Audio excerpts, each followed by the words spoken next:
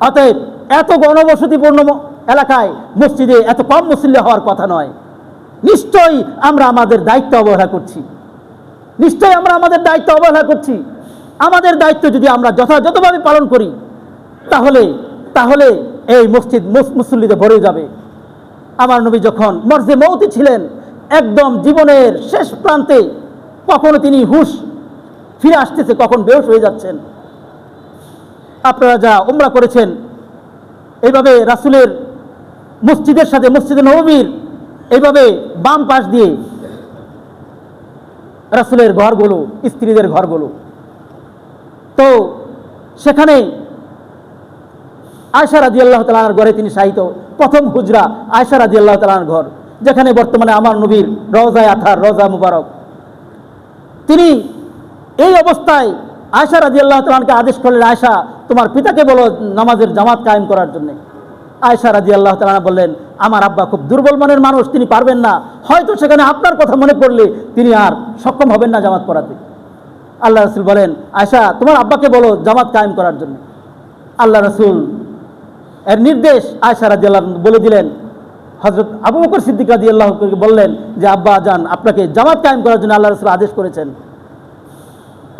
আবু বকর সিদ্দিক রাদিয়াল্লাহু তাআলা জামাতে দাঁড়িয়ে গেলেন। আল্লাহ রাসূল দেখতেছেন আর চোখ বেয়ে বেয়ে পানি পড়তেছে, চোখ বেয়ে বেয়ে পানি পড়তেছে। আয়েশা রাদিয়াল্লাহু তাআলা বললেন, ইয়া রাসূলুল্লাহ, আমি তো আগেই বলেছিলাম আপনি আমার আব্বাকে না বলে অন্য কাউকে বলতেন।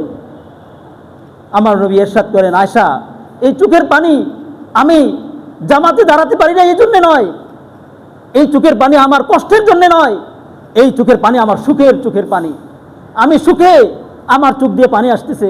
এই জামাত কায়েম করার জন্য আমি অনেক কষ্ট করেছি, এই জামাত কায়েম করার জন্য আমি তায়েফের ময়দানে মাইর খেয়েছি, এই জামাত কায়েম করার জন্য আমি পেট ভরে আহার করতে পারি নাই, এইভাবে মন ইচ্ছা মতো ঘুমাইতে পারি নাই, নিজের আরাম আয়েশ সব কিছু ভুলে গিয়েছিলাম আয়েশা এই জামাত কায়েম করার জন্য। আজকে আমার অনুপস্থিতিতে আমার উম্মত জামাত কায়েম করতেছে, এটা দেখে আমার অন্তরে খুশি লাগতেছে, আমার অন্তরে ভালো লাগতেছে, এই খুশিতে আমি কান্না করতেছি।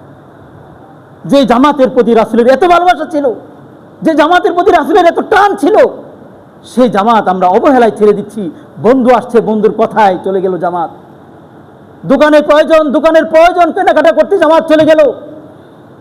গাড়িতে উঠেছি, গাড়ি চলতে চলতে জামাত চলে গেল। রিকশায় উঠেছি, অটোতে উঠেছি, অটো চলতে চলতে জামাত চলে গেল। অত সেই জামাতের জন্য আমার নবী কত কষ্ট করেছেন। এই জামাতের প্রতি আমার রাসূলের কত ভালোবাসা ছিল, এই জামাতের প্রতি রাসূলের কত ভালোবাসা ছিল। সেই জামাত আমরা এমনি সামনে বাদ দিয়ে দিচ্ছি, ঘরের ভিতরে নামাজ পড়ে দিচ্ছি। সময় আছে, অপ্রয়োজনে ঘরের ভিতরে নামাজ পড়ে নিচ্ছি। আমাদের সকলের জন্য উচিত এই রবিউল আউয়াল মাসে মনে মনে প্রতিজ্ঞা করা, আল্লাহ তাআলার সাথে প্রতিজ্ঞা করা। আমার নবী বারবার সাহাবায়ে কিরাম থেকে বায়াত নিয়েছেন নামাজের উপর। আল্লাহ রাসূল নাসাই শরীফের হাদিস, আল্লাহ রাসূল ইরশাদ করেন, তোমরা কি আমার হাতে বায়াত গ্রহণ করবে না নামাজের উপর? সাহাবায়ে কিরাম নামাজের উপর বায়াত গ্রহণ করেছেন, অঙ্গীকার করেছেন জীবনে কখনো নামাজ ছাড়বো না। সাহাবায়ে কিরামের মতো আল্লাহ রাসূলের হাতে যেমনভাবে তারা বায়াত গ্রহণ করেছিল, আমরা কি আল্লাহ তাআলাকে সাক্ষী রেখে আল্লাহ তাআলার ঘরে এই অঙ্গীকার করতে পারি না যে জীবনের প্রতিটি মুহূর্তে আমরা যেখানেই থাকি না কেন, যত কষ্টই হোক না কেন, সর্বোচ্চ চেষ্টা করব ইনশাআল্লাহ জামাতের সাথে 5 ওয়াক্ত নামাজ পড়ার জন্য।